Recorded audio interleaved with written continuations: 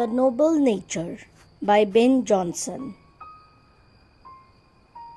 It is not growing like a tree, in bulk doth make man better be, or standing long an oak 300 year, to fall a log at last, dry, bald and sere. A lily of a day is fairer far in May, although it fall and die that night. It was the plant and flower of light. In small proportions we just beauties see, and in short measures life may perfect be. The poem Noble Nature is composed by Ben Jonson. Every line of it has an underlying idea about life.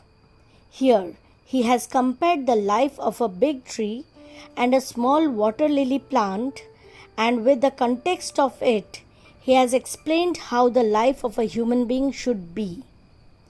In the first stanza of the poem, the poet speaks about an oak tree which lives a long life, maybe 300 years, without any fruits or flowers borne. In the due course, the tree loses all its leaves, the branches get dried up, and the trunk mostly gets infested by various insects. It becomes hollow from inside and eventually falls down. The poet speaks about the life of a water lily. The plant may be very small as compared to the oak tree.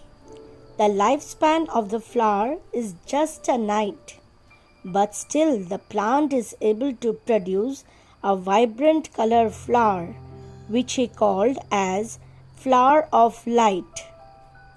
He also says that the lily made the nature so beautiful around itself, which the oak tree was not capable of.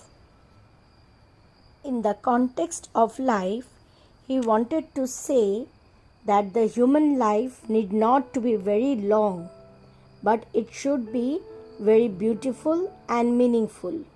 Living long life is not the achievement of life.